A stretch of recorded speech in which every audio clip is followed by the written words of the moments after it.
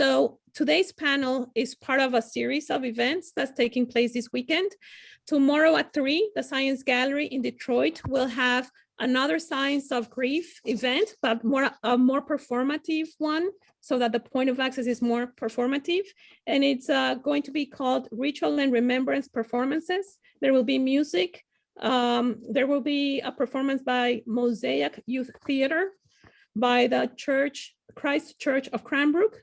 There will be African drumming, and there will be ofrenda workshops. Tomorrow at 3, and this is accessible to the Science Gallery in Detroit's YouTube channel.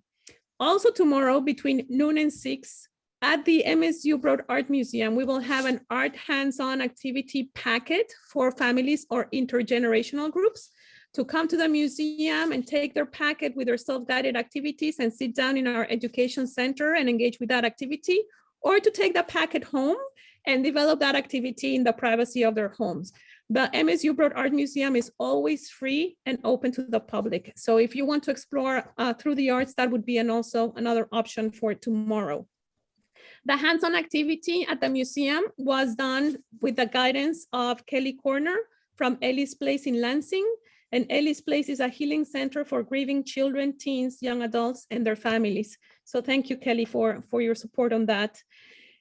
Many folks recognize the need of organizing this series of events, and I just want to acknowledge some of the pathways that got me to where we are today with these folks in the room. I reached out to Professor Jamie Monson, Director of African Studies at Michigan State University, and she suggested that I reach out to Professor Emilie Diouf today. So thank you, Emilie, for being here today, and also Jamie. I also reached out to Professor Lori Medina, Director of the Center of Latin American and Caribbean Studies, who suggested I reach out to Rocio. And so thank you, Rocio, for being here today with us, and thank you, Lori, for the suggestion. I would like to acknowledge my colleague, Henry Skerritt, Curator of the Indigenous Arts of Australia at University of Virginia, for suggesting that I reach out to Maree. Maree, we reached out to you via Facebook, so thank you so much for replying and being with us today. Last but not least, of course, thank you, Professor Ruth Toulson, Professor John Waller. And Professor John Waller, thank you so much for stepping up and helping us implement this panel today and orchestrate the conversation that we're going to be engaging.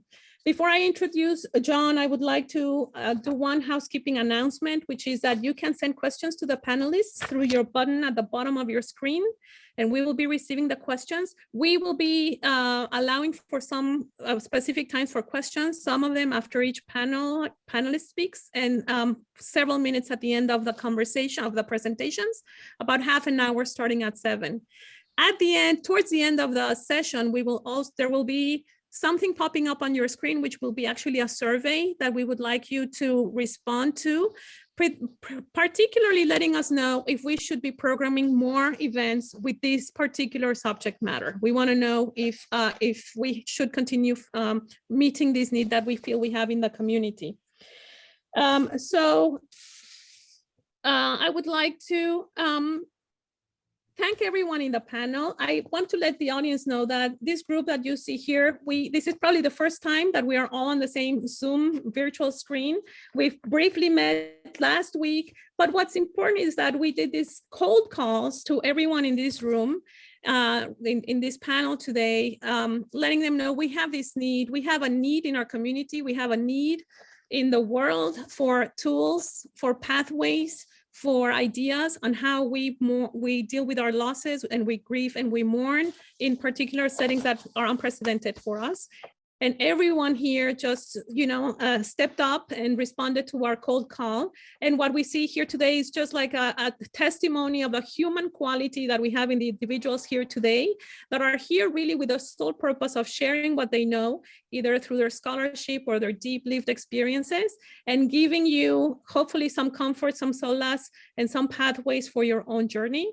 I want to thank the audience for being here with us today and allowing us to create this safe space for all of us to see ways in we can heal together as a community from global and diverse perspectives. We want to acknowledge that our community here in Lansing and our community, of course, virtual community that are you here with us today, we're all diverse and varied, and we hope that this panel is offering you diverse, varied, and multiple and a layered way on addressing mourning, and not only a Western-centric one.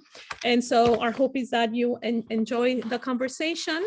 And I now want to briefly introduce our moderator, John Waller, who is the husband of Abigail Waller, who was one of the first person we started conversation, and she suggested my husband can, of course, moderate the panel. So thank you, John, and of course he can. John has 4 academic degrees, but I want to highlight 2 in the context of this panel. He has a Master's of Science in the History of Science and Medicine from the Imperial College in London. And he also has a PhD in the History and Philosophy of Science from the University College in London as well. We are very fortunate that John is an associate professor here at MSU, and he specializes in the history of medicine.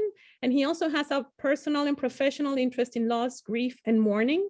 So thank you so much, John, for stepping in today and helping us, get going this wonderful conversation. And now I pass the microphone over to you, John. Thank you. Thank you, panelists. Thank you, audience.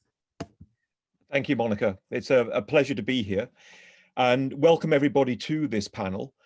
And thanks for joining us this evening to talk about grief around the world. 2.7 million people around the world have died due to COVID-19, and over 500,000 in the US alone since early last year. And I think it's at times like this, when death rates are soaring and when many are suffering loss at the same time, that we're most likely to have this kind of conversation about mourning and death. Typically, I think many of us strive to keep thoughts of mortality out of our minds. So when death approaches or a loved one passes away, we're left uncertain as to how we should feel, for how long we should expect to suffer, when normal life ought to return, if it's okay to move on, how much pain we're entitled to display, and what level of comfort we can ask for and expect from others. My own experience from living in the UK and the US is that there is not much in the way of cultural space for intense grief. And I doubt I'm alone or attuned to the needs of the grieving, if they've preserved or developed practices that offer greater meaning and comfort. Well, this evening's conversation is inspired by that kind of reflection, and we're honoured to have with us among the 4 finest people to help us explore it. Writers and artists, their careers have involved deep meditations on cultures of mourning.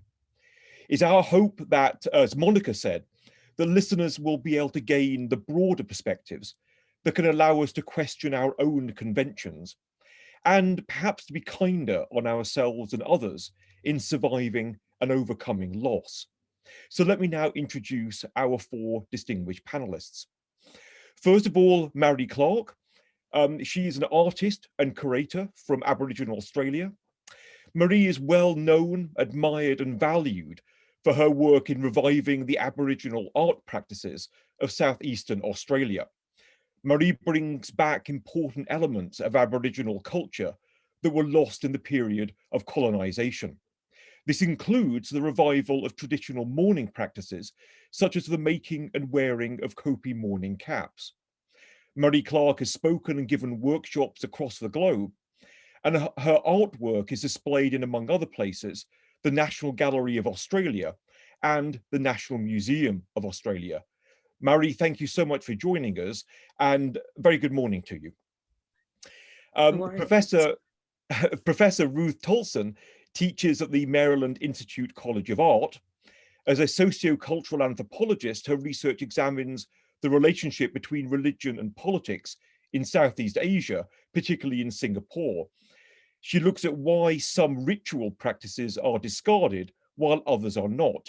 Her soon-to-be published book, Transforming Grief, Life and Death in a Chinese Funeral Parlor, considers the reform of death ritual in Singapore, where the state has ordered the destruction of virtually every burial ground, which obviously deeply conflicts with the religious beliefs of many Singaporeans.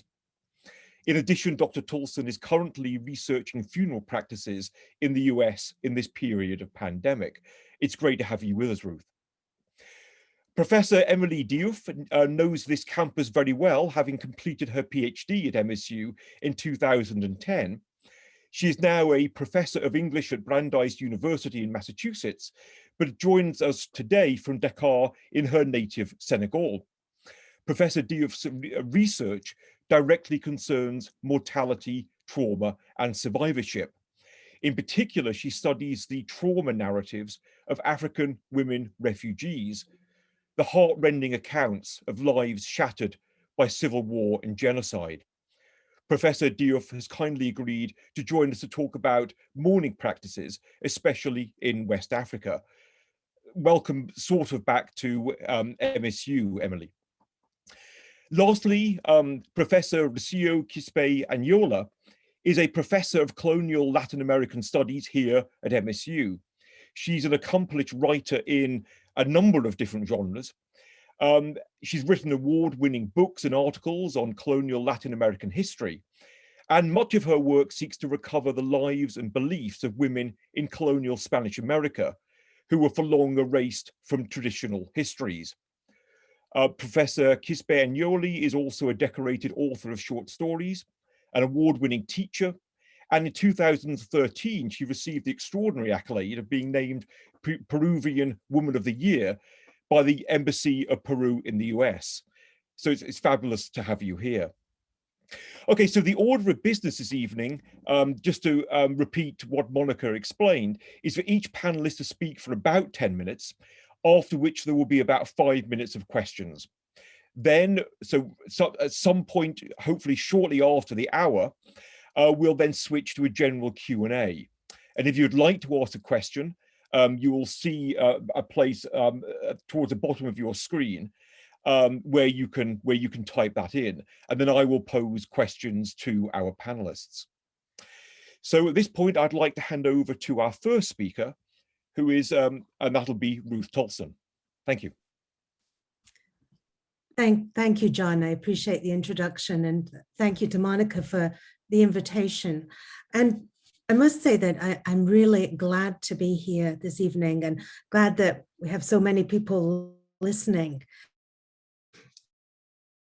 But when I was asked to take part in this panel, I had to think really hard about what I was going to say because I had somewhat of a hesitation. Let me tell you why.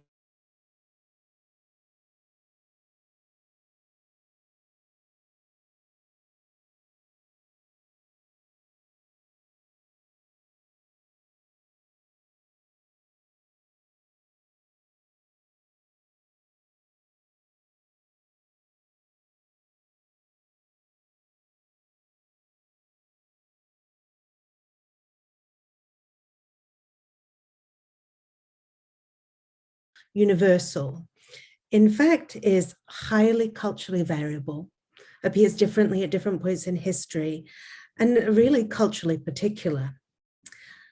I'm also a mortician, a funeral director. So my experience with death is hands-on. I'm working with it every day. And that means that quite often I get asked to speak on panels like this. But here's my hesitation. I am not any better at dealing with death than anybody else. And really, when I look at the people that I work with in Southeast Asia and in mainland China, neither are they, which explains the approach that I'm going to take today. In the UK at the moment, there's something called the Good Grief Campaign, which is a campaign that links people up who've suffered. And of course, that's wonderful. You know, we need people to talk to in our grief. But when I heard the name, all I could think was that actually there's nothing good about grief. Grief is just rotten, and death is awful and unfair and horrid and bitter and all those things. And I think when you look at the anthropology of death, at those examples from other cultures, you have to be really careful because sometimes anthropologists, me included, are so focused on ritual, particularly brilliant, vibrant ritual that looks very different from the ritual we might be used to at home, that we sort of forget that somebody died and somebody cried. And there's something awful about feeling that people's death is just a data point. And one more hesitation, just one more thing, of course, perfect timing with my phone, sorry about that. And that is that the people that I work with who are Chinese speaking people in Southeast Asia also find it difficult to deal with death. Death isn't something that people talk about there, it's taboo. So they're not dealing with it any better than I am. So I thought, what can I give you today? What can I give us all that might help us think about grief and what it should be like and how we can deal with it in a time like this? So what I decided to do with all these hesitations is I'm going to share some photographs with you and talk to you about them. And these are photographs that come from Singapore. They're photographs of what Chinese funerals in Singapore are like. Some are contemporary, some are historic, mainly from the 1950s onwards. And then I want to set out some ideas about what these images might give us to think about when we think about grief. So let me share my images with you.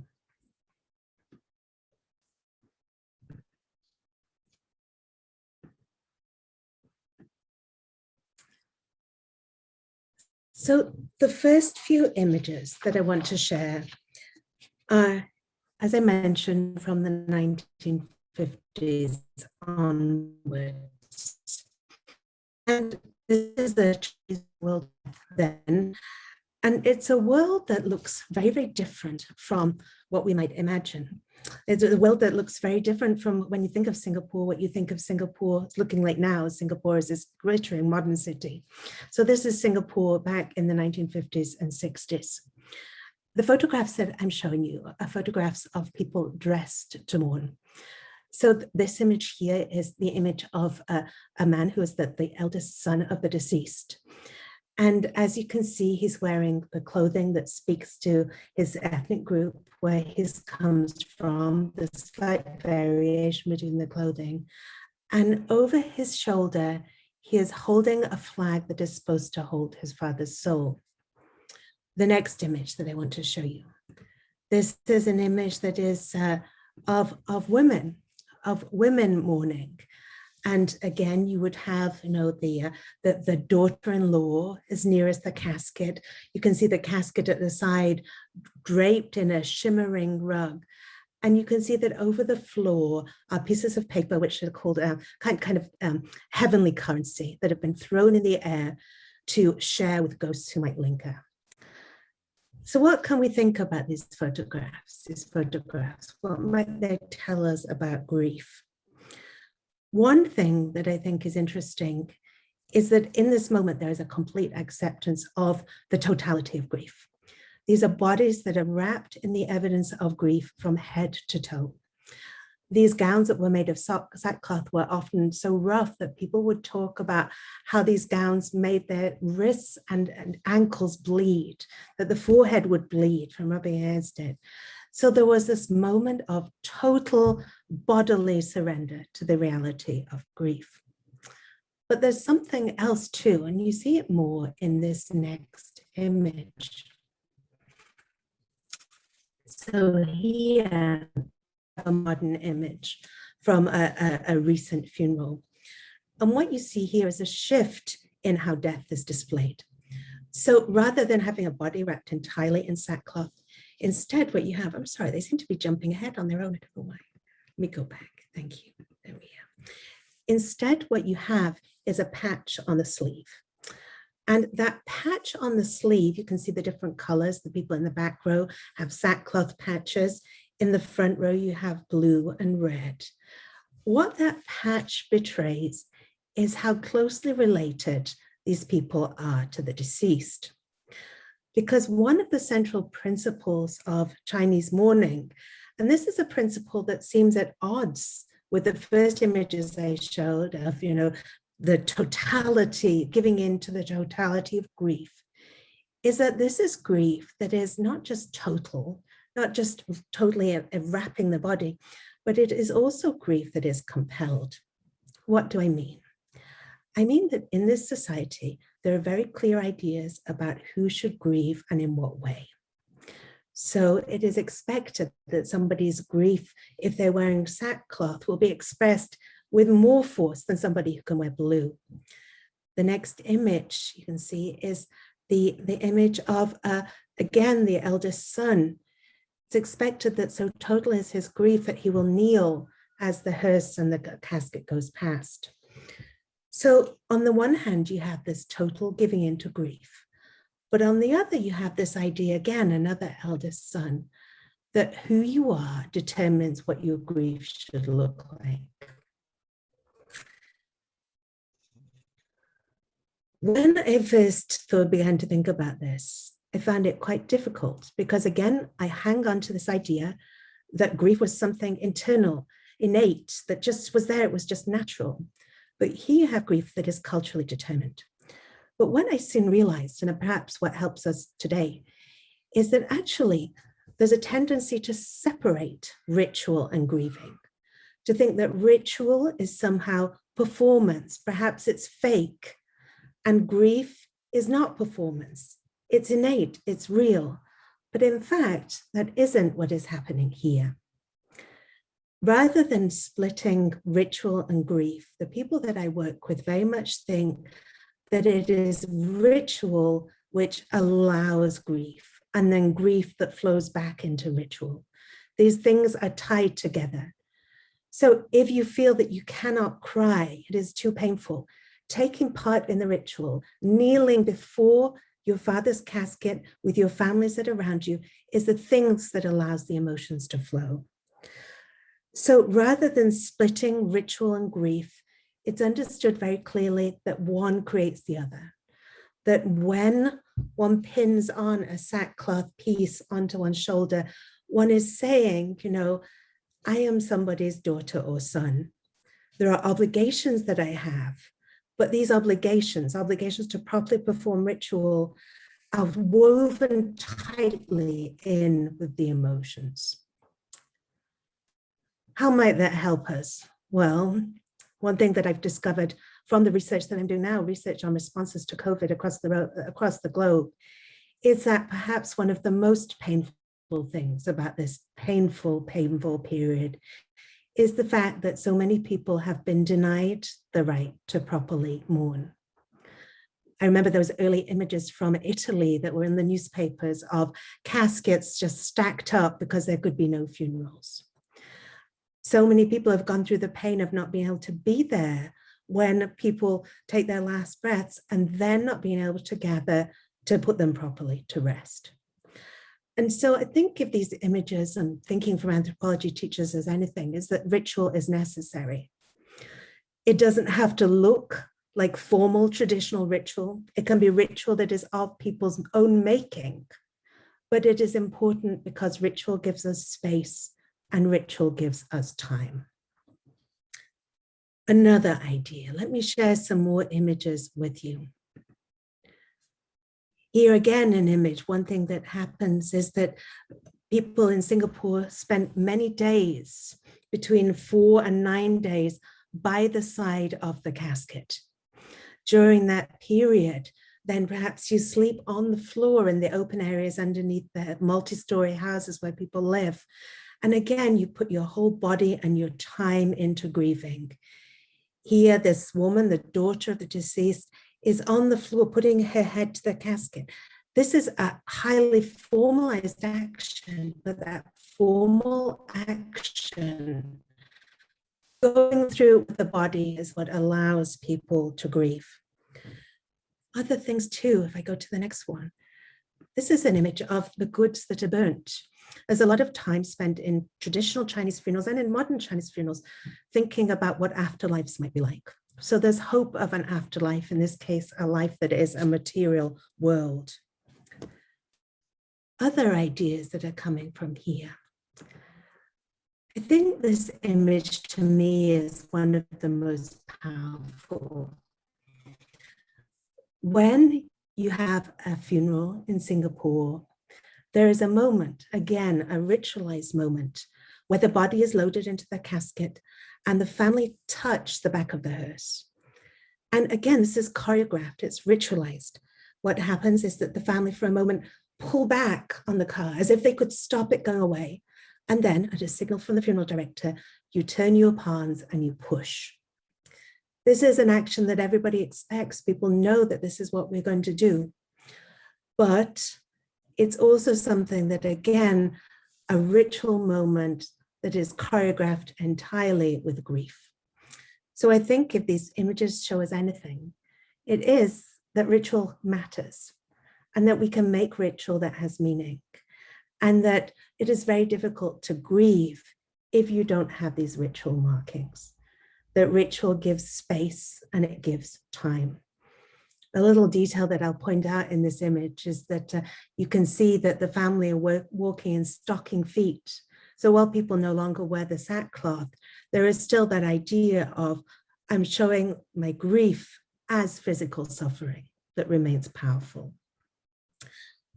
To conclude, as anthropologists thinking about death, there is a text that we read and mention again and again.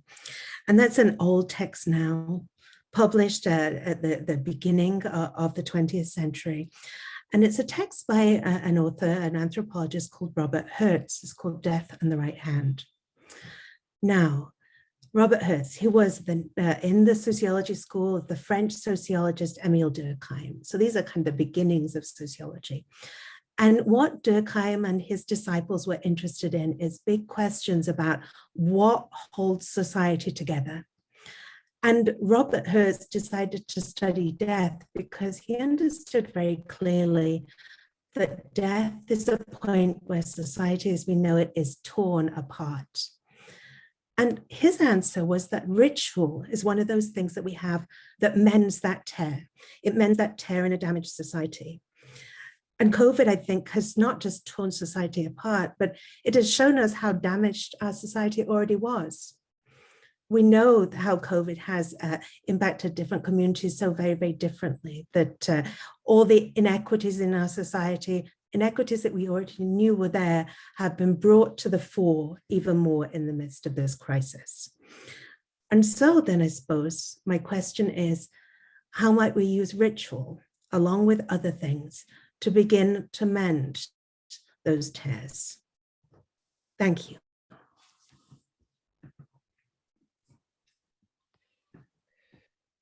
Thank you, Ruth. That was wonderful and thought-provoking.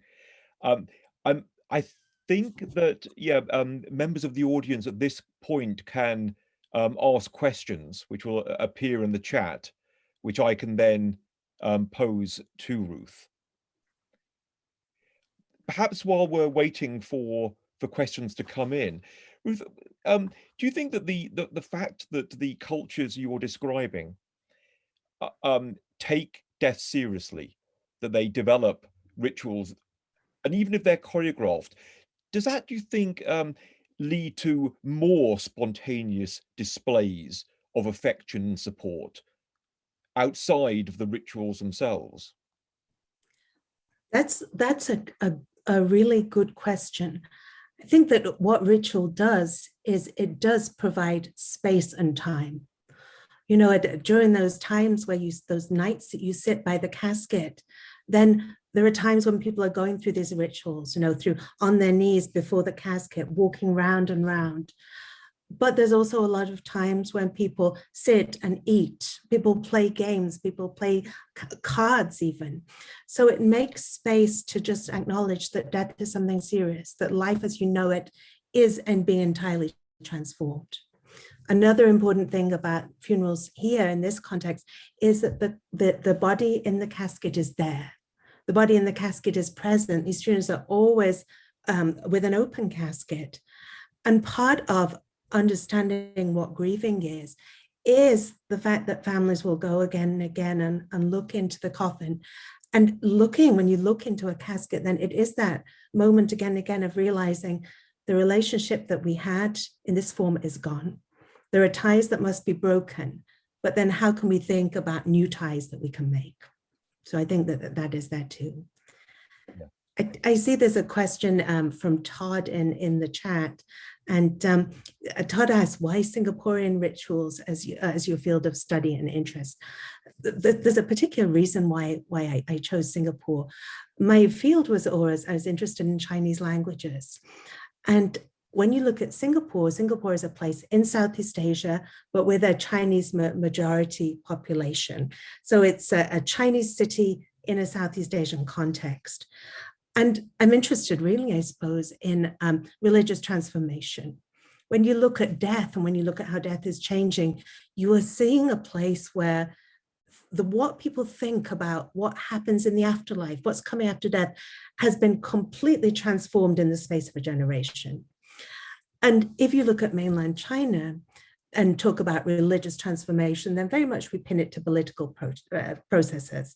In mainland China, when China became the People's Republic of China, then you have a series of political actions that change religion forever. In Singapore, you have the same kind of religious transformations, but without that political force. So I'm trying to work out, why do people hold on to certain rituals?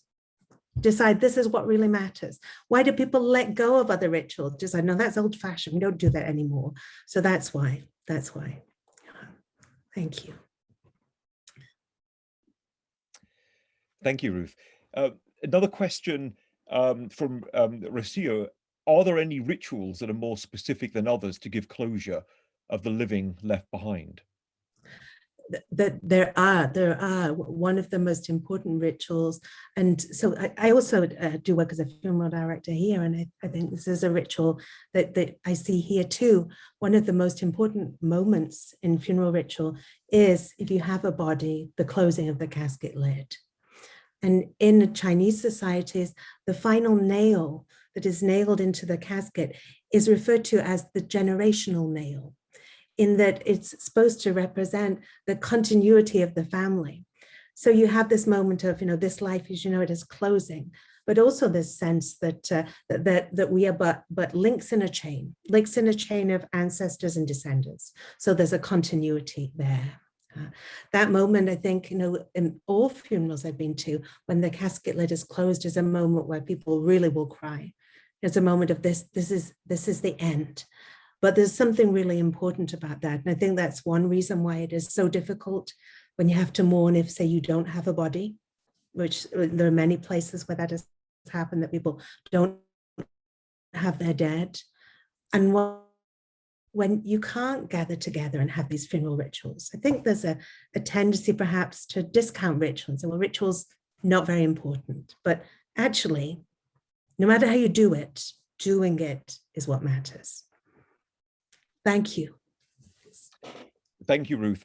There's a question from Ronan. Good evening, Ronan, in the chat. But I think in order to try and stick to the allotted time, we better move on at this point, and then perhaps we can start with Ronan's question when we open up for general Q&A at the very end. So again, that was fantastic. Thank you, Ruth. And I think now, Emilie, can I hand over to you? Sure, yes. Thank you. You all hear me all right? Very well. So. Yes, let me share my screen.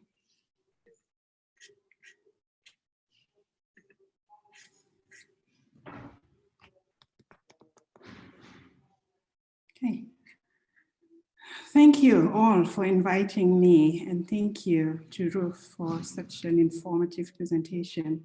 I'm delighted to be here amongst you and to share about a ritual, a mourning ritual among people of my ethnic group. So doing such work and having to talk about it cross-culturally really ignited some kind of considerable ethical questions related to what are the implications of mediating here. I'm not a social cultural anthropologist, I'm a literary scholar.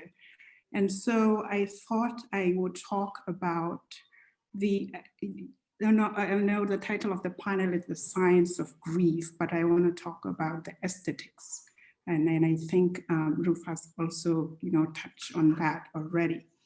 The aesthetics, but also gendered aesthetics of mourning. How do men and women mourn differently in different cultures? But here I am doing it in my own ethnic group, the Serer Non of Senegal. And I'm not doing the Serenon of all Senegal, but in the area I grew up in Thiès and among the area in the downtown. So what does such cross-cultural mediation require? It was also, I did have an hesitation, what do I talk about, right? So my research is mainly on trauma, notions of trauma, and how African women develop idioms of trauma. And of course, when we deal with trauma, there's also the question of grief, though it hasn't been my focus. But I grew up in the heart of my grandmother and witnessed many conversations and saw many events about different life processes from birth to death.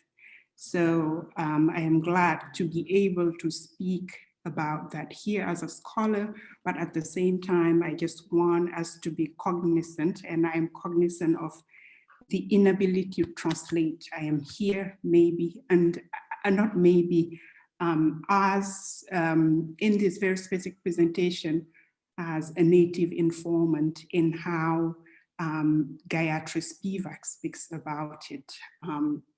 But at the same time, I am reading through the Western epistemology gaze. So I'm trying to do my best to fuse two epistemic systems. So I just wanted to highlight that first. So just a little bit of background. Who are the Serenon of Thiès? So an ethnic group indigenous to that city, but because of migratory processes, Serenons are everywhere in the world now, but indigenous to the city of Thiès. And we have three different groups, linguistic groups, and the language is Non. So it's not Noon, Non.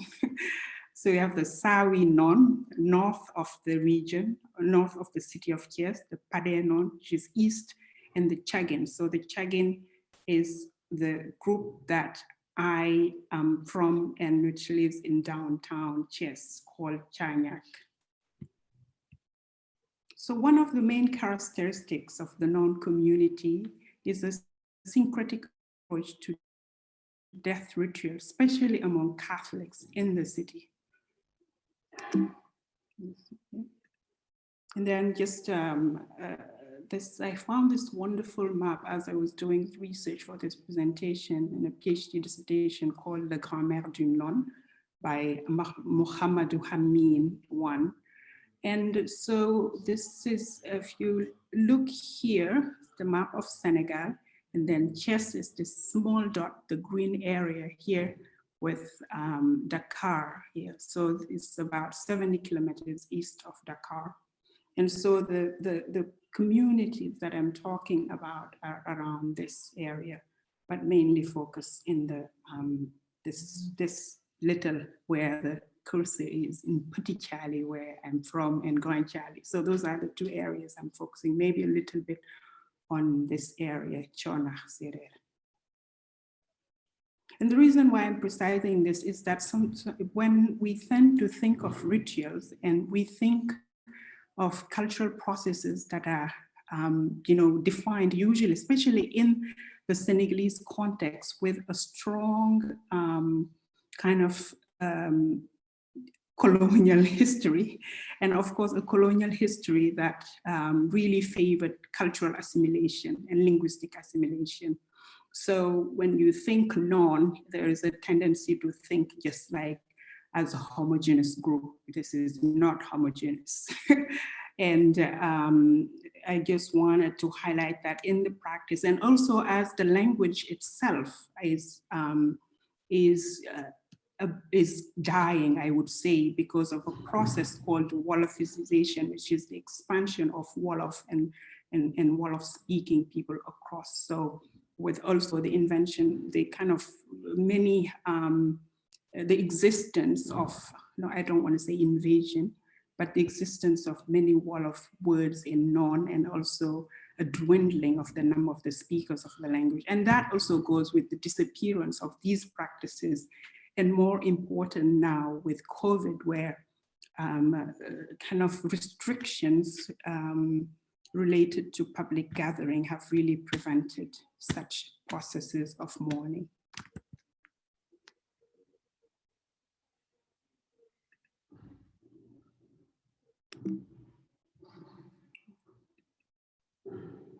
So the socio-cultural practices, just some to put in the context of what I'm going to talk about. So distinct, what makes the Non distinct from other ethnic groups in Senegal is some are just few among many that I can't list here in this presentation, but I wanted to highlight Mbelim, which is a festival of song and dances, circumcision as a very important rite of passage, funerals, and this is characterized by many rituals that can go along a week, 8 days, or 3 days, depending on the family's decisions, but also dynamic changes in these rituals. The kind of impact of religion like Islam and Christianity, and in Catholicism specifically. And so for funerals, and also an outlook to a death, is that the soul of this departed joins the ancestors. And this has to be mostly an elder, and sometimes children too, but depending on the age and also gender, it varies. The relationship with the departed varies, but there is a belief that whoever departs the earth joins the realm of the ancestors and remains in interaction with the living.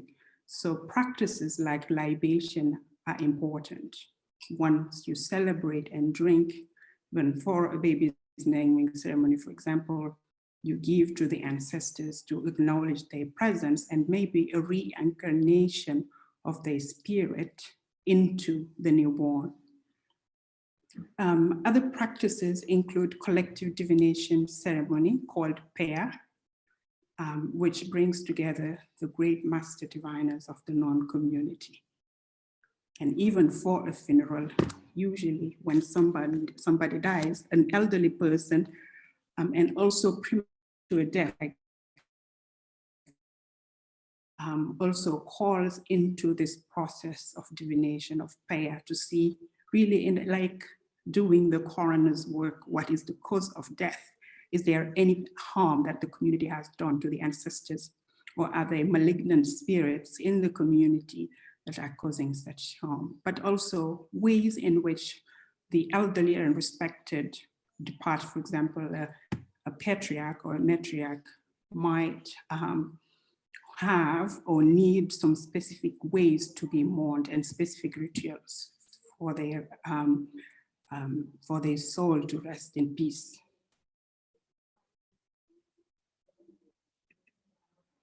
And so here I am going to show a video of my mother going through this ritual, and the ritual is called Ki Kechenak. And so it is, and before I show it, I will describe what does this consist of. So of course, among the Sere Non, like in any society, death brings into focus the fundamental culture, some fundamental cultural values. And here, this kind of relationality, like who you are, the I in Non, which is me, not like the English me, but a me that exists within community, and a me that is defined first by a large network of kinship that straddle through the areas that I showed, or even beyond, like the geographical areas. And so with strong kinship ties. And so this ritual consists specifically, I'm curious about it, and in terms of researching it as a scholar, because it is one of the striking ways that mourning is gendered, right? How do we experience and express loss differently? Does gender has a kind of an influence on that? And also, how do communities perceive roles in mourning rituals, especially the non-people? So this ritual of Gehenak is done by daughters-in-law, and here is where the expansion or the expanded kinship networks comes to play. Someone is not just an individual who is in a very nuclear family, but the daughter-in-laws here include daughters-in-laws of the departed's cousin. I know this might be very confusing for our audience, but it means for my grandmother's funeral, my paternal grandmother's funeral, my mother is the closest daughter-in-law because her husband, my father, is the son, a direct biological son of the deceased. But they were also, as symbolized by the kalbashes that you see around, they were other individuals who are in the compound now with modernity. And interesting about African modernities, the idea of the compound has almost disappeared, but the principle of that exists still. And so in terms of duties and relations that a daughter-in-law has with the family, there is this process also of continuity, that it is very important for a woman who is married into a family to be considered a full member of the family, and also to ensure mentorship outside of the family by giving that person to another, entrusting that bride to another woman in the neighborhood who doesn't have any blood ties to the family. It doesn't have to be a direct kind of relative, but really somebody who's lived in the community, knows the family, and has the social status to be a mentor and to be listened to by the groom's family. So here, for that, in this case, in my family, and for to be my godmother in the Catholic Church too. And so, because that person is entrusted to the care, so they can be a mentee, but really to have another party who's neutral outside of the family in case something goes wrong, right? And so the ritual is, it is also a continuation of the relationship with the departed. That since a daughter-in-law has the duty to feed their mother-in-law, that relation cannot be ruptured, and that in the land of the ancestor, that daughter-in-law should have the honor to serve the departed's first meal. So on the day of the funeral, this ritual, the dressing up, as you see here, starts at around noon, 1 p.m. And it is the mentor who brings the pine, which is a wrapper, usually blue with different patterns, and also a head tie.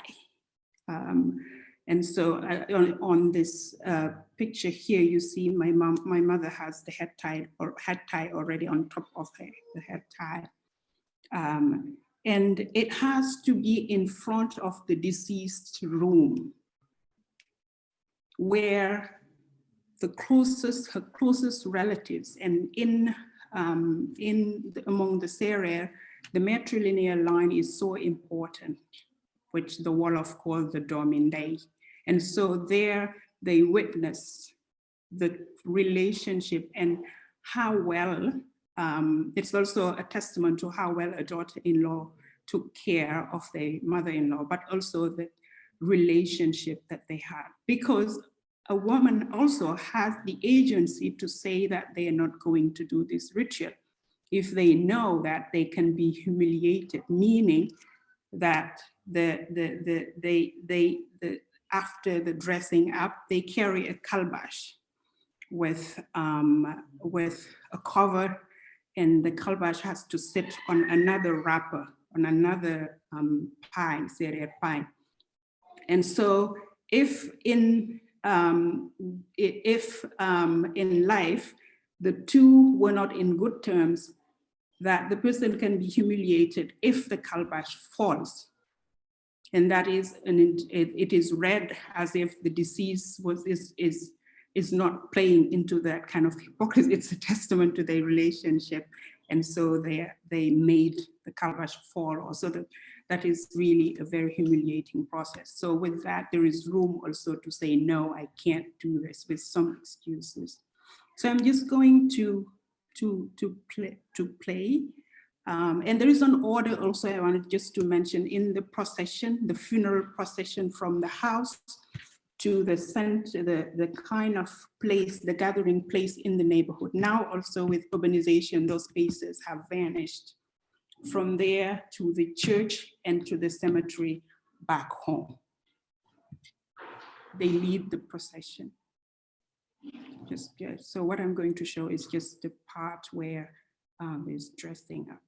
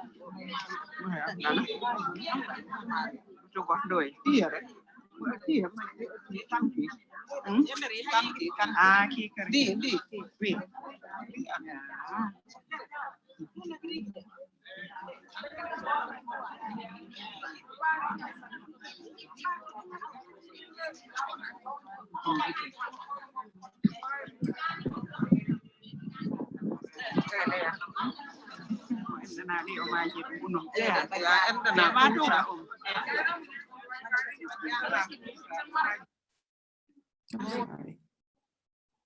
I'll just stop sharing. And there goes the calabash with the bundle that she carried to lead the procession. I think in total there were 6 dishes to be taken. What can we learn from this? I think in some ways it is, how do we, I believe that every culture, community has idioms of grief. I think it's how do we excavate those?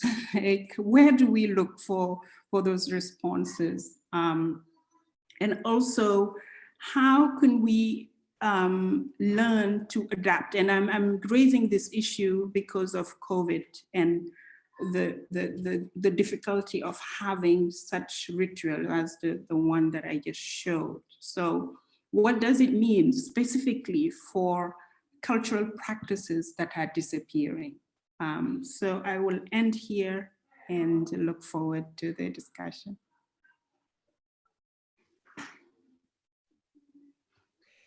Emilie, thank you. That was fascinating.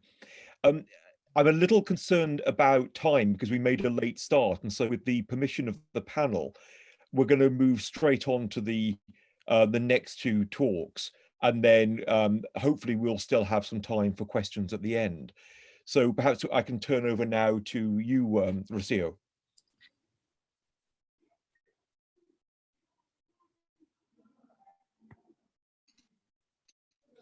Okay, thank you very much. Everyone, let me, I can show the full screen. I would like to thank the MSU Broad Museum and the Science Gallery of Detroit for organizing these activities. Our moderator, John Whaler, and my fellow panelists today, thank you for being here, all of you. I would like to address the ending conception of death as a progressive transformation and as a journey of the living. This allows to see death from the outside and also called the view from afar and from inside, or the view from within, which is what I associate with grief. I conclude this presentation that it has a focus on the Andean region with a brief reflection on my personal experiences of loss. The Andean region expands to present-day nations in South America that are connected by the Andes mountain range. Their shared culture primarily spread during the times of the Inca Empire. While Andean and Spanish ideas about the body and the soul share common points, in the Andes, death is neither fully separated from life nor a permanent state. When someone or something dies, they transition to a more lasting state, and death is an extension of life and vitality. Death and life are part of a self-renewing cycle in which the body moves from one state to firmer and more resistant remains, which have left life but are also preserved. And these remains will provide for the future. This is one way to look at death in the Andes from the outside.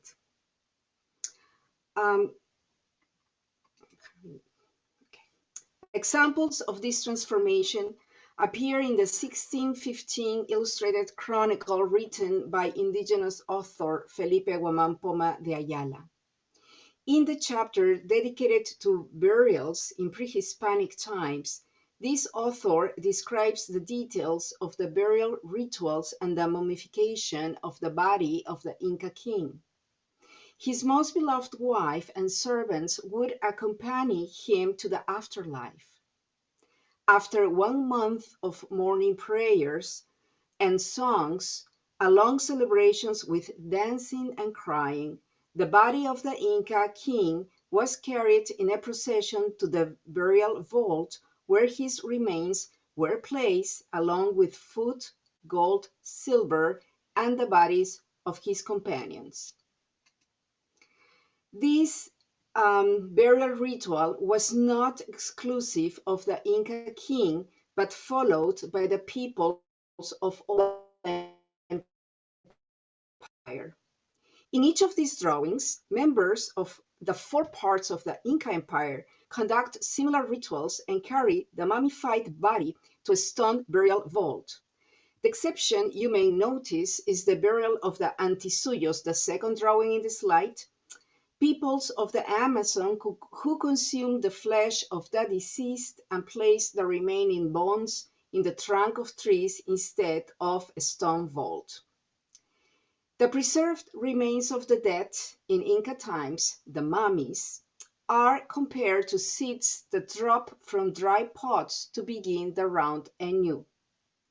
Frank Salomon noted that in colonial accounts, Indians describe Umapacha, the afterlife, as a farm where spirits like seeds could flourish back towards life.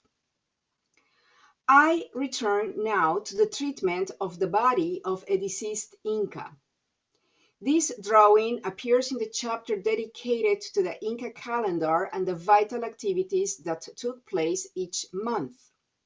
It refers to November as the month of carrying the dead. Guamán wrote that the dead were taken from their burial vaults, carried to the main square in a litter, and celebrated with food, corn beer, and were given rich dresses. The living sang and danced with them, and they were carried in a procession to visit each house. Later, they were returned to the burial vaults and placed with many gifts. It is important to note that this is not a burial ritual. This celebration of the dead provided a time frame to highlight milestones in the lives of the living. In November, boys entered adulthood after receiving their first haircut, and girls, once having their first menstruation, were acknowledged as adult females.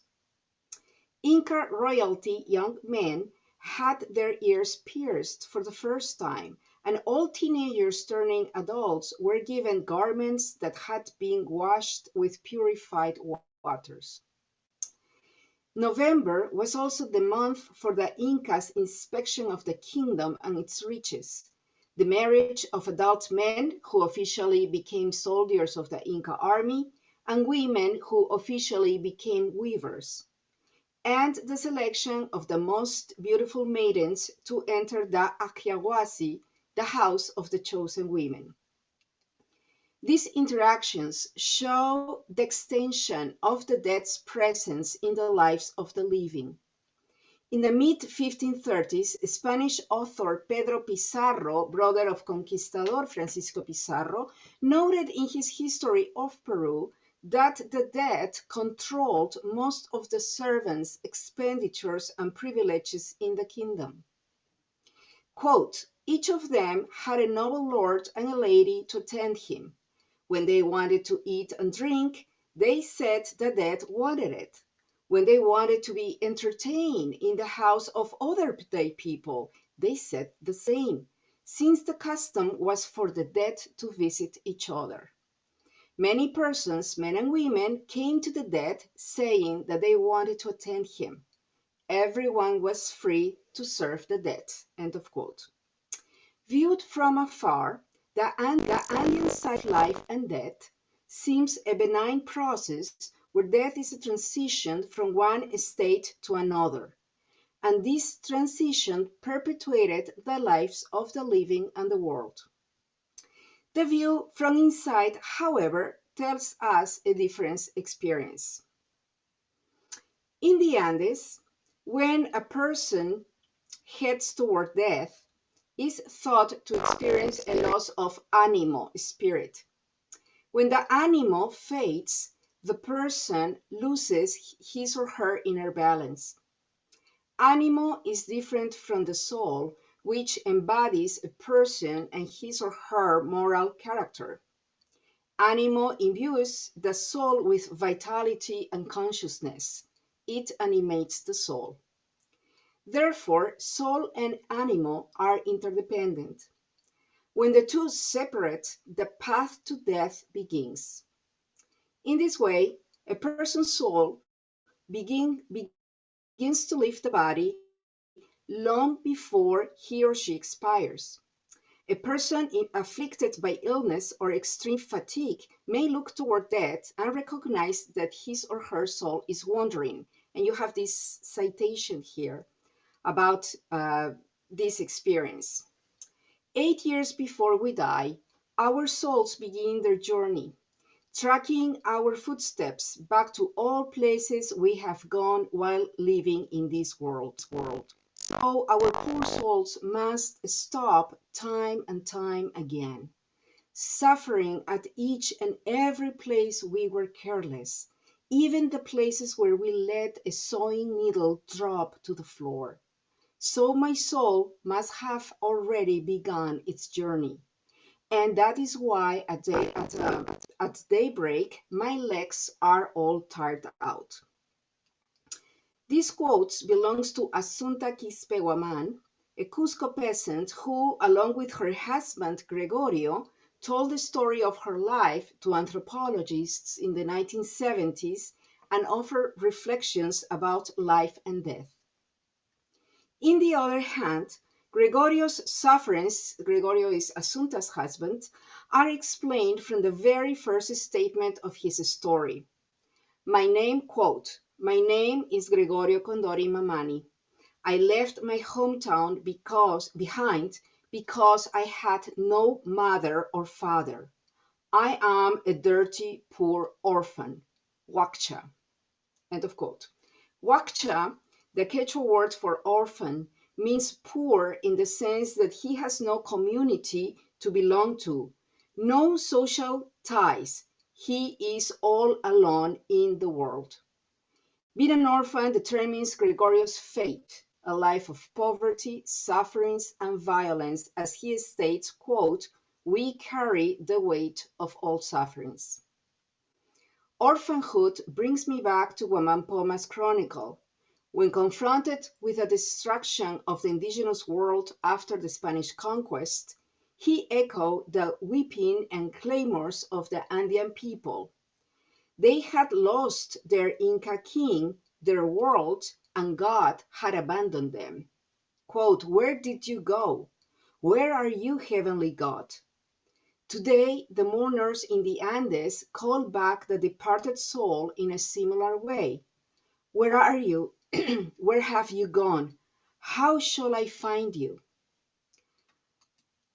This picture of my mother and I was taken in 1993, and please allow me to dedicate this part of the presentation to my siblings, Miriam and Jose Antonio, who are listening right now from different places in the world.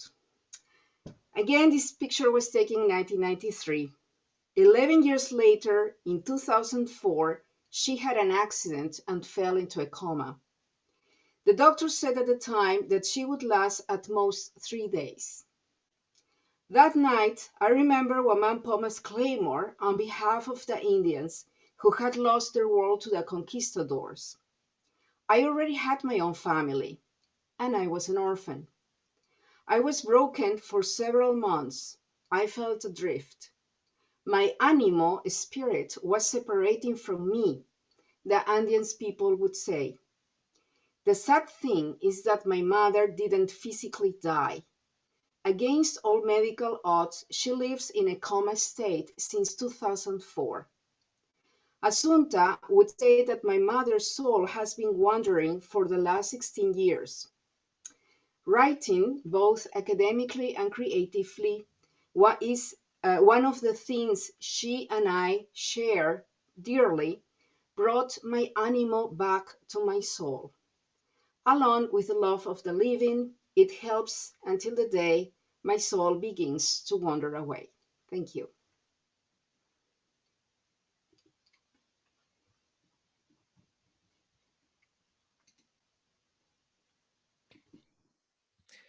Thank you, Rocio. It was a very rich and moving presentation. Perhaps we can move now to Maree Clarke.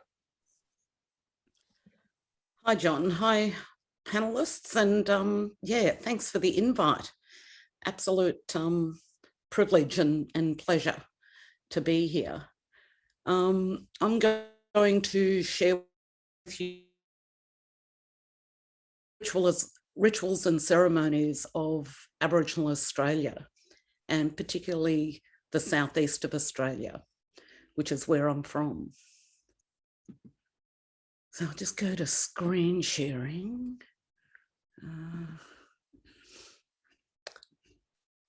Yeah. So basically in 2010, I was invited to be part of an exhibition here in Melbourne on life, death, and spirituality. And I didn't know anything about my own traditional mourning practices. So after doing a lot of research into the mourning practices, I found that where I'd taken this landscape photo is one of the biggest concentrations of Aboriginal sites in Australia. And there are literally hundreds of either burial sites or other sites not too far from here. At Lake Victoria in New South Wales is one of the biggest burial sites that was found. And then leading off from Lake Victoria, the water runs into Rufus River, where the Rufus River massacre was. And so there's a massacre site down there. And in this image, I've designed like T-shirts for men to wear in this series of photographs to represent the scars that men would have worn during ritual and ceremony or on the death of somebody. Well, how do I move this there? And so my practice is around reviving cultural practices that haven't been practiced for a long, long time. And the Ritual and Ceremony series talks about the loss of land, language, cultural practices, and people. And in this image, I'm wearing a 75-tooth kangaroo tooth necklace that Len and I revived, oh gosh, over 10 years ago. And he's wearing a possum skin cloak, which every person in the southeast of Australia would have had because it's so cold down here in the winters. And there are only 6 historical cloaks left in the world because when you died, you were buried in your possum skin cloak.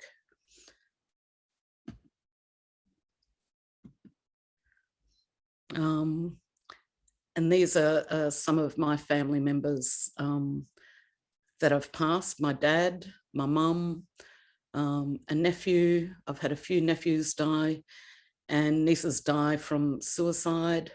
My youngest brother on the left, my middle brother, and my oldest brother. Those 3 brothers all died probably within 3 years of each other. So that was pretty trying on the family.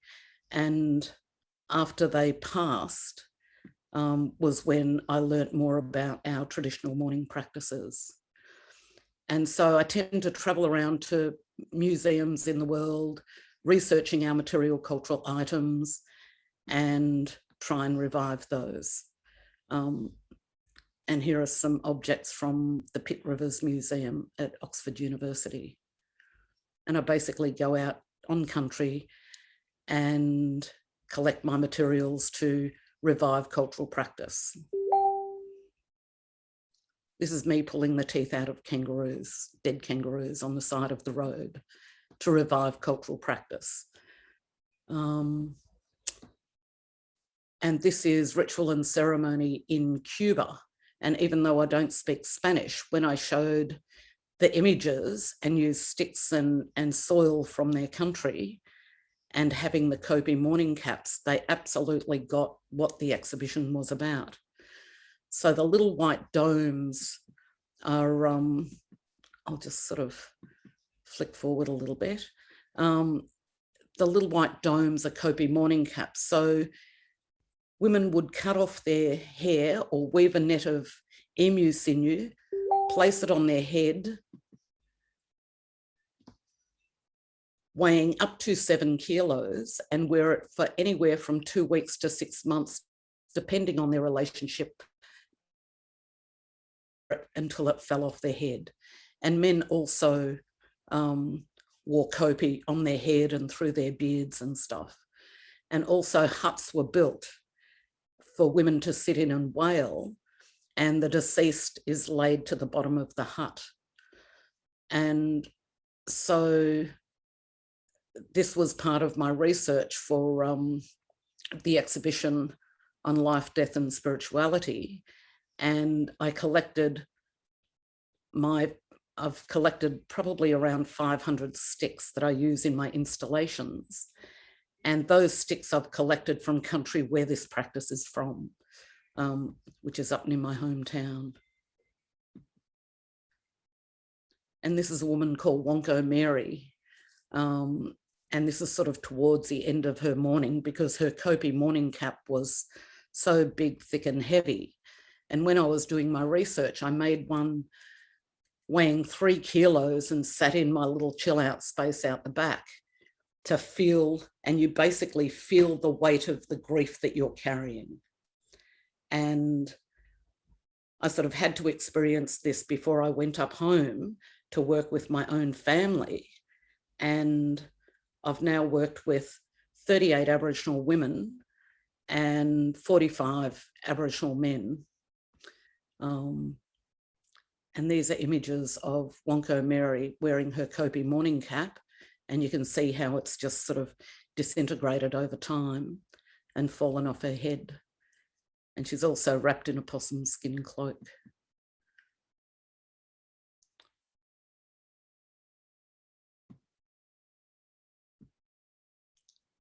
And I find these images quite interesting where a guy called Frederick Bonney had photographed people sort of in European clothing, but you see the people in the front wearing the mourning marking and the kopje, and then the image below where they're, you know, dressed in very little clothing or none, but still wearing all the mourning markings. And some different rituals from around Australia.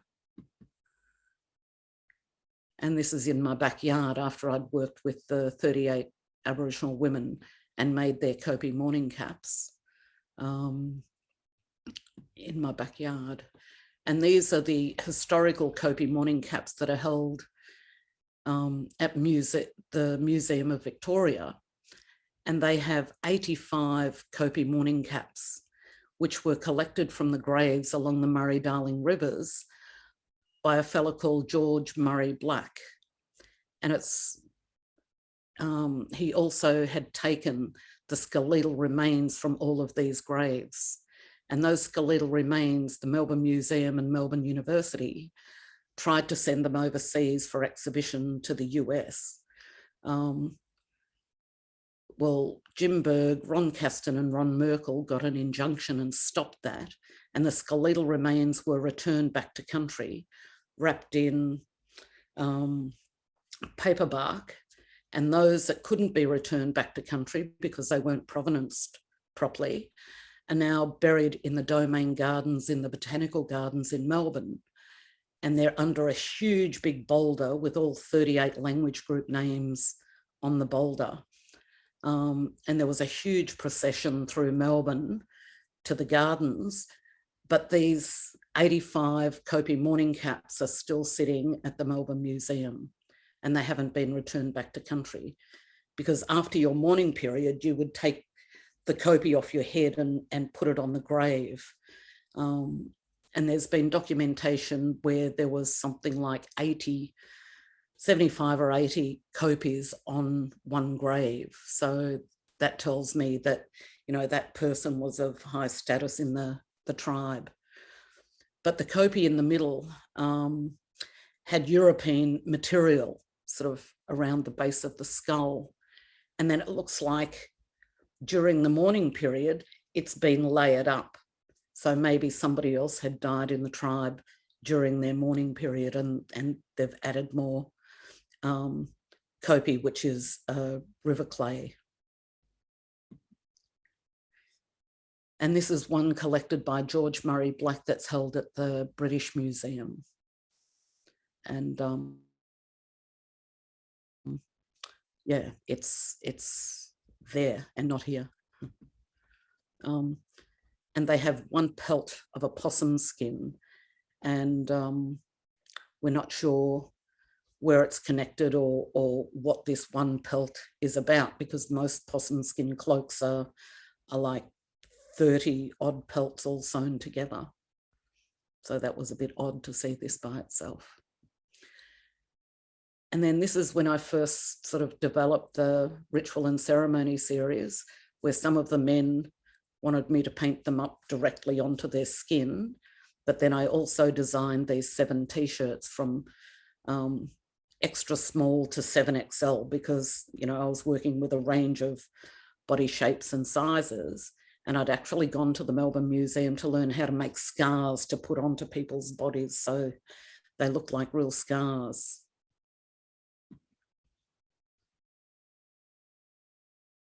But it was quite amazing. And this was the installation after I'd done my research and photographed the 38 women initially. And the sticks from country and the red dirt from country, which is a country where I'm from, up around Mildura. And then I had text scrolling in front of the installation with the women's stories of loss, sorrow and mourning. And people would walk in and see this and just burst into tears. Like, it's a pretty powerful exhibition.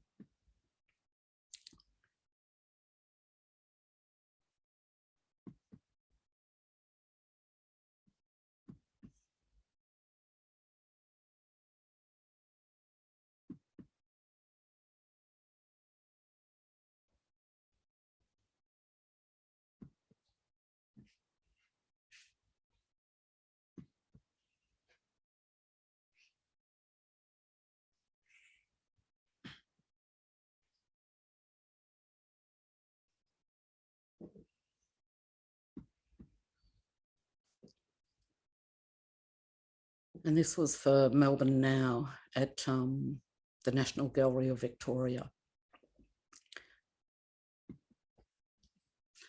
And then I also make sort of multimedia pieces, and I don't know, a lot of my work seems to center around ritual ceremonies and death and mourning.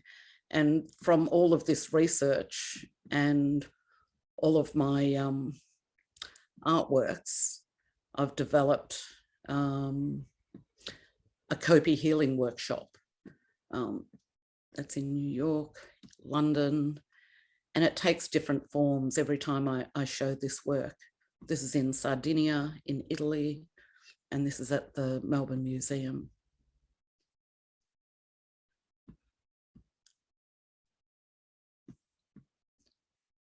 And I tend to involve my family sort of as much as I can throughout all of the different exhibitions that I've been involved in.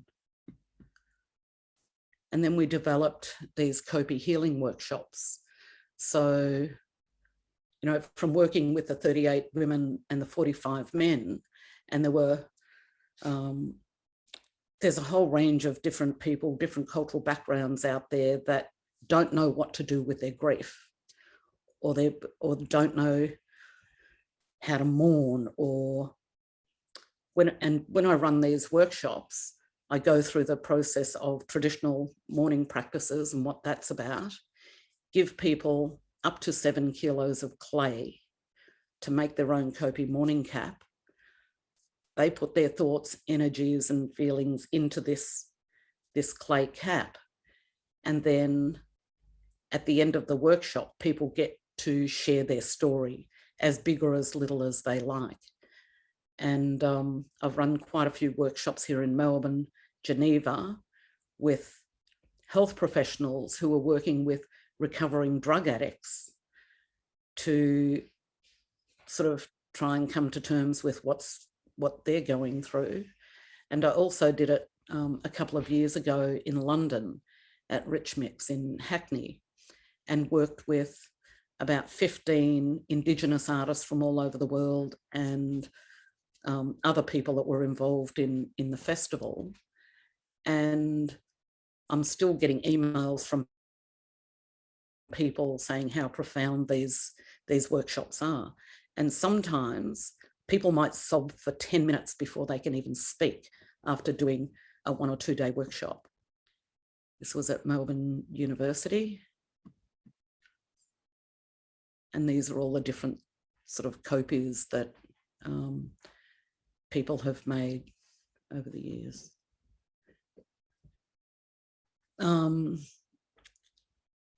I mentioned before about the possum skin cloak, that when you died, you were wrapped in your possum skin cloak and buried. Well, I had this cloak that Len and I wrapped in, made for his 60th birthday. And when he died 3 years later, I had family and friends come around and we marked his cloak with his totems from his country. And his daughter and grandchildren, family and friends, we all put our handprints on it with ochre from country. And then I went into the funeral home and wrapped him in his possum skin cloak for burial. And we organised for his funeral service to be held at the Melbourne Museum. And it was the first time ever that they've had like a contemporary service for somebody to be returned home, because generally it's ancestral skeletal remains that are returned home from museums. Well, this was the first time that we were able, in the Aboriginal Gallery at Melbourne Museum, to hold this ceremony. And I contacted the 5 clans of the Kulin Nation to lead Len into Kalaya, the gardens, and my nephew played the didge, and they also carried Len in. His coffin was painted by a Gunai artist from the country where Len's from, in Victoria, Lake Tyers. And so we selected that coffin. The elders did a smoking ceremony out there, and then he was brought into the building.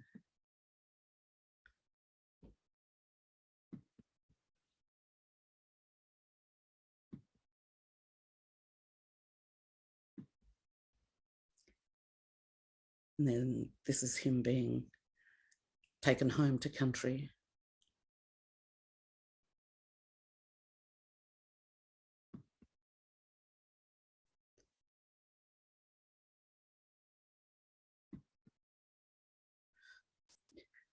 Yeah, so I think since doing all of this research since 2010 and being able to run these Kopi healing workshops and giving back to people, and people are starting to now wear the white mourning marking across their eyes during ceremony, the sort of returning people back to country. People are now wrapping the dead in their possum skin cloaks. And yeah, it's just amazing to be able to revive some of these practices.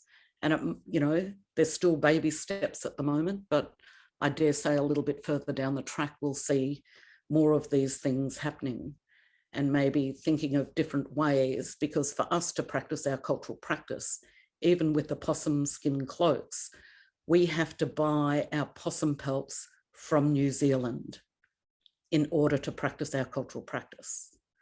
And they're not cheap. So in order for somebody to make a possum skin cloak will cost anywhere from, you know, $1,500 to $2,000 for the pelts, and then let alone the cost for a funeral service. So yeah, we're just always trying to work out ways that we can do these things in a really positive, respectful way. And it's just incredible to be able to share these traditional mourning practices with other people. Yeah. And that's a country where I'm from. Yeah.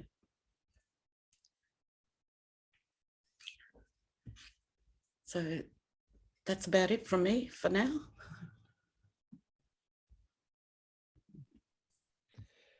Maree, your work is wonderful and obviously incredibly valuable. So thank you for telling us about it. And I'm obviously also very sorry about the pain that you've had to endure. Yes, it's been quite a bit, but I don't know. I think I put that energy into art. Yeah.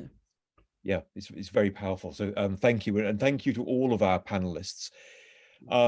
Perhaps not surprisingly, we've overrun, given that we asked our 4 panelists to squeeze their expertise into a mere 10 minutes.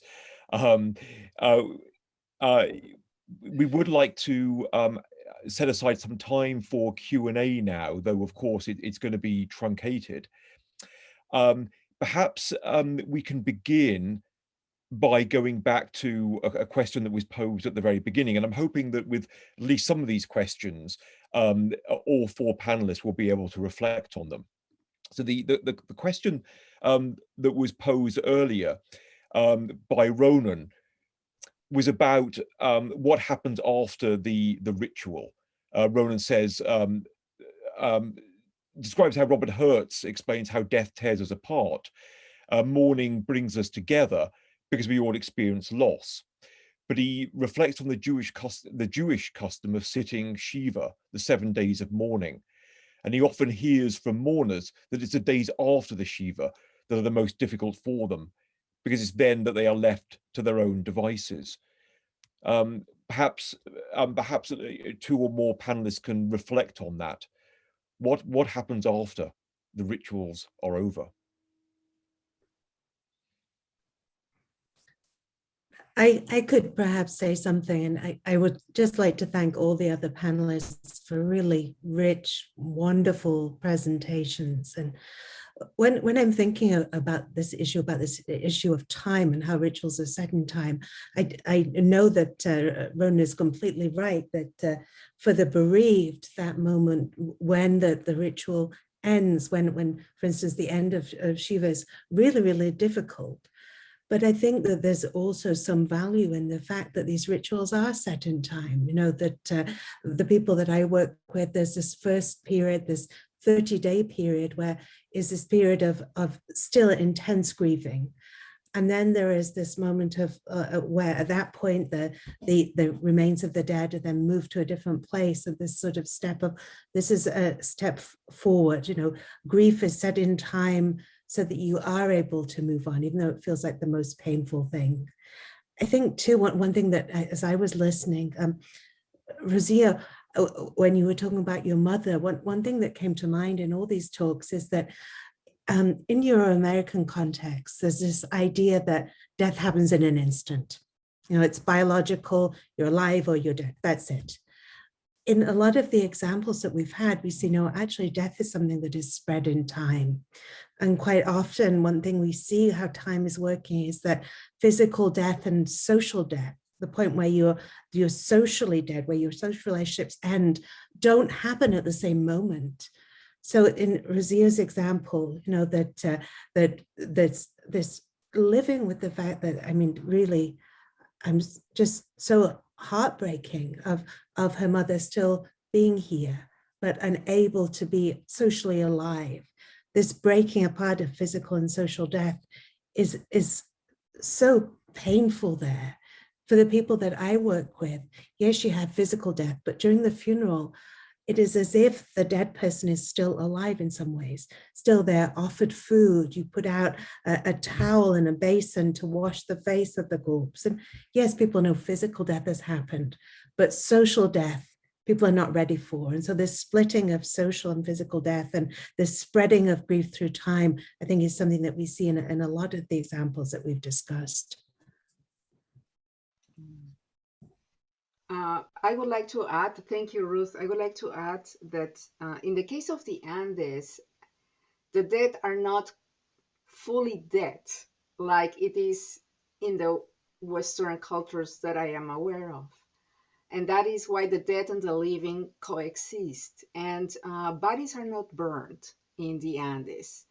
And when they talk, or I was talking about transformation, is that bodies are dried up, no, and therefore the mummification process.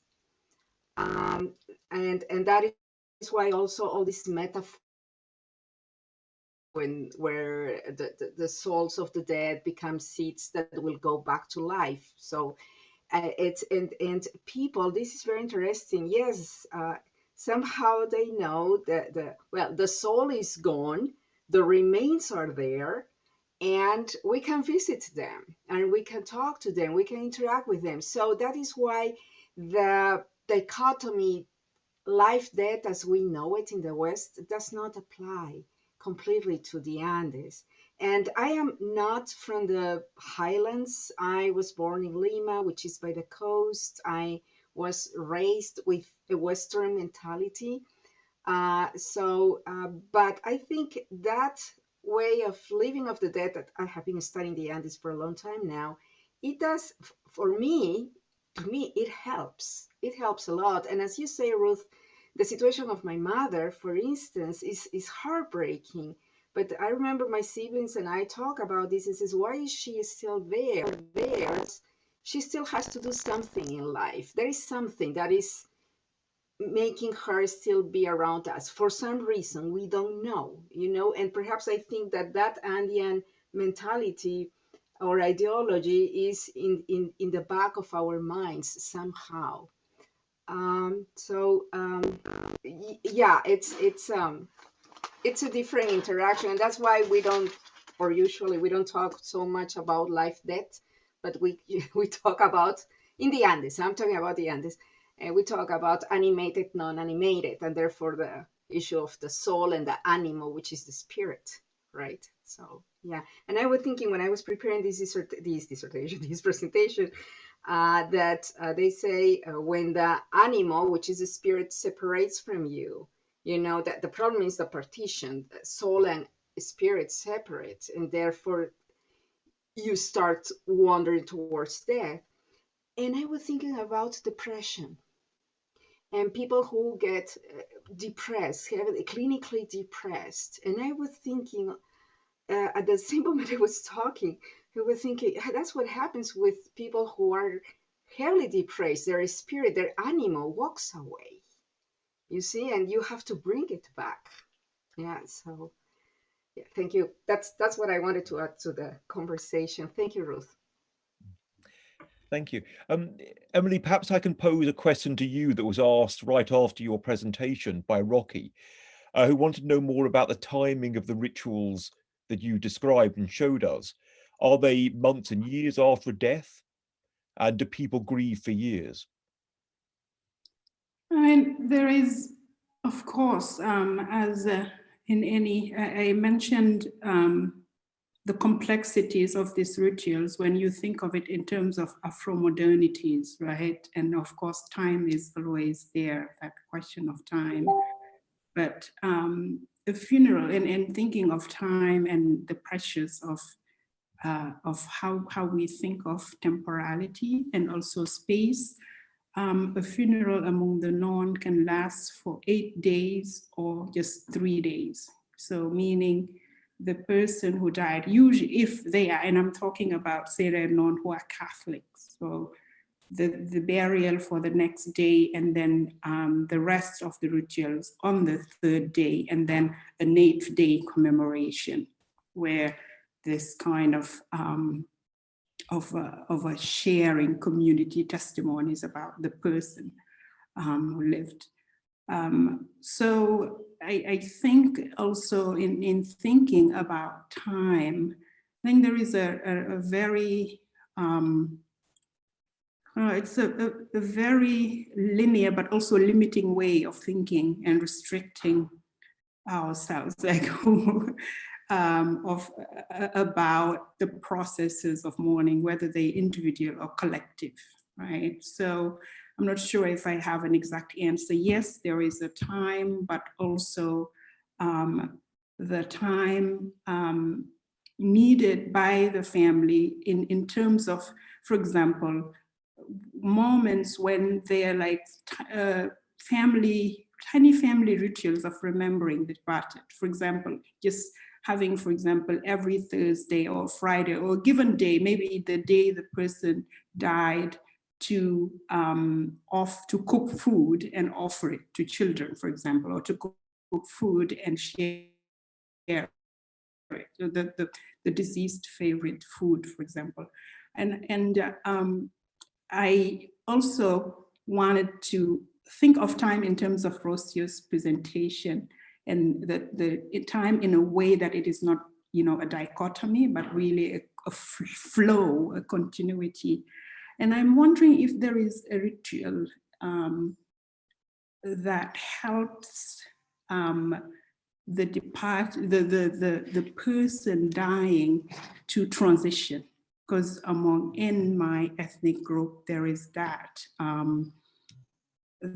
there is simple things that when somebody is dying, that there are different interpretations, that maybe they are there's an attachment, a very specific attachment to their family. It depends on where maybe their hair. So for example, when a baby is born on the 8th day, they shaved, right? So the hair is buried somewhere in the ancestral home.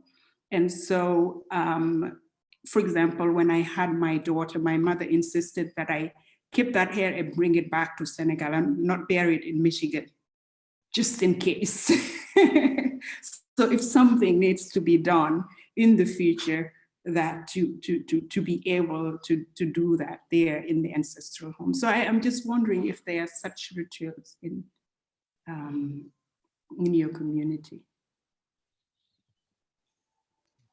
Emilie, the question is for me or for everyone in the panel? For you. So if I may.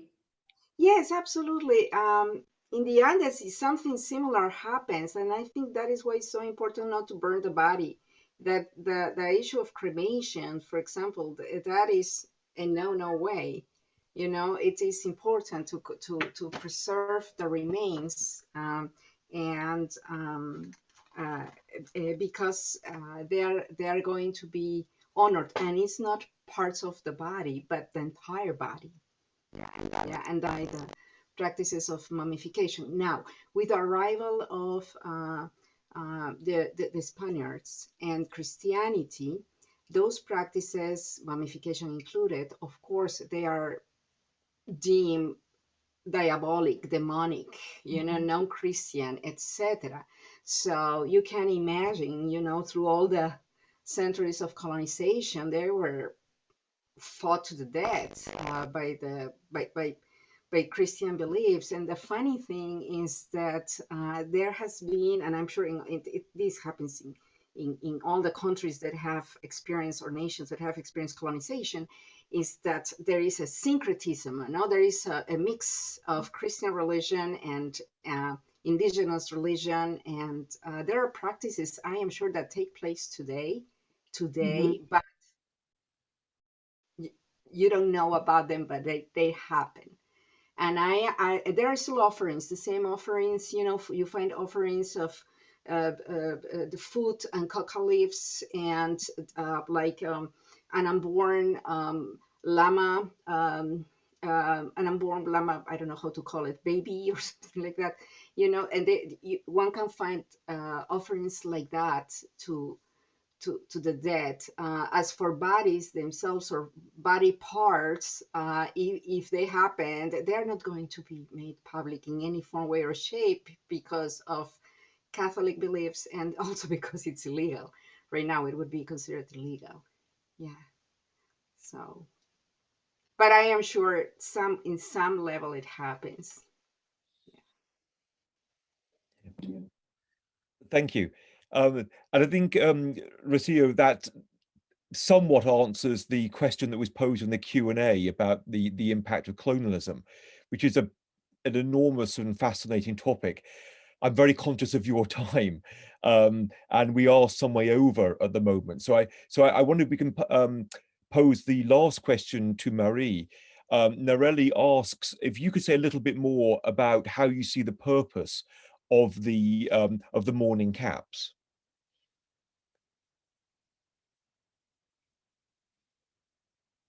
Oh, you're muted, Maree. Hear me now? Yep. Yes. Yep. So basically, the Kopi mourning cap was and it would be a communal mourning rather than, you know, these days people basically wear black, go to a funeral. You might get 3 days off work or a week or two, go to the funeral, come home, go back to work. Nobody knows you're grieving, you're mourning, you know, you can't see a broken heart. But if you're wearing the Kopi mourning cap, or you've got that white mourning marking across your eyes, you can see that somebody is grieving and mourning. And generally, you know, it would take a couple of people to build this cap on your head, and you would wear that 24/7 for that whole time. So it's not, you know, just a couple of hours like I did out in my chill out space. It would be for weeks or months, which absolutely makes sense. And sort of in my family, with the amount of loss that we've had,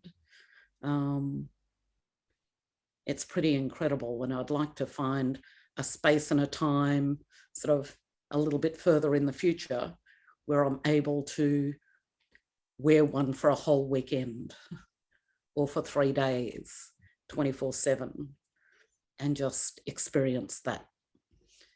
But the people that I do the workshops with, and I'm doing one this weekend up in Sydney, yeah, they're pretty amazing. And I generally ask for a counsellor to be present, because it's amazing the feelings and,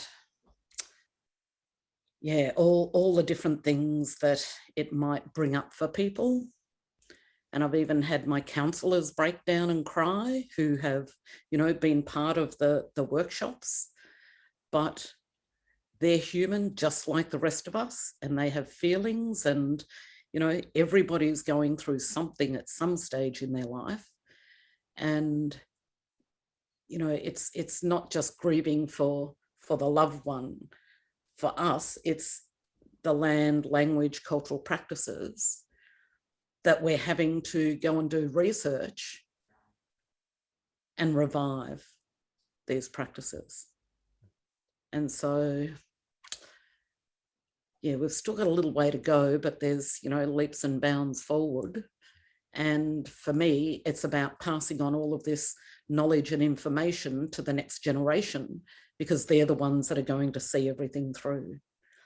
And for us, it's about bringing our ancestral remains home from those museum collections around the world. So the sacred items and ancestral remains. And I can't see any of that happening. Like, it's happening, but at a much slower pace. And I don't think I'll see all of those things come back in my lifetime, but maybe in my great nephew's lifetime, those things will happen. Yeah. Thanks, Maree. It's a beautiful underscoring of the importance of ritual. Yeah. So it just remains for me to thank all of our panelists for superb presentations. I wish we had longer. I wish more of the questions could be asked and answered. But thanks so much for giving up your time. Thank you to the audience for attending, and I hope you enjoyed it and learned from it. And I'll now hand over back to Monica. Thank you, John, for moderating the panel. Thank you, panelists, for the wealth of knowledge and wisdom and for sharing your lived experiences.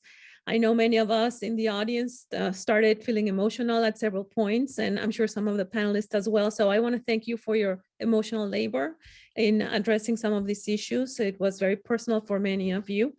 I think we've discovered several other themes that we could have other panels about colonization and about, you know, the impact of current practices or lack thereof. So don't be surprised if I call you all again. I want to ask the audience to please respond to the survey to let us know whether I think we should continue this conversation.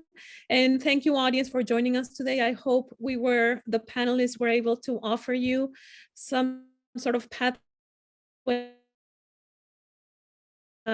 together, and hopefully we can create this safe space in the future again. Thank you, panelists. I am wholeheartedly thankful for your presentations today, and I'm sure the audience as well, because we've been receiving those messages. So that to say, if the audience wants more events on this, tomorrow at 3 p.m., the Science Gallery on their YouTube channel, the MSU Broad Art Museum, as well as a hands-on activity. Thank you, John. Thank you, Science Gallery in Detroit, and everyone that helped us put together this panel. Panelists, thank you so much. We are eternally grateful. Thank you. Sorry, I can't say anything, but I have a question that's really itching me now, which is really related to the question of the kind of legacies, the violent legacy of colonialism and imperialism, and this amazing and significant work that Maree is doing. And I want to raise this question for us to go with, and also for the organizers of this event, the MSU Broad Museum, the Detroit Science Museum. What is the role of museums, especially at this time of COVID, where many of the practices can't be held and many of these rituals can't be carried? What is the role of museum as institutions, but also tied to communities in preserving, but also in allowing kind of this flow and revival of practices, whether it is in curation, whether it is in, I mean, panels are nice, but what are steps, like concrete steps that and actions that museums can be, and the Detroit Science Museum and other here, to really foster this cross-cultural exchanges and learning? As you know, Kathy Cruz said, trauma and that grief is a way of really building cross-cultural solidarity, you know. And though I have problems with that, I just wanted to bring that up. And thank you, and sorry for dragging. No, Emilie, this is great. I think you just gave us the theme for the next panel. And I think we should be addressing it. So So stay tuned because I think we will be organizing the next panel on precisely this subject matter. And I see the audience responded as well, saying we need to follow up with your question. So more to be discussed. We will be taking it on, Emilie. Thank you. Thank you. Thank you. More Thanks, soon. everybody. Thank Great you. to meet you all.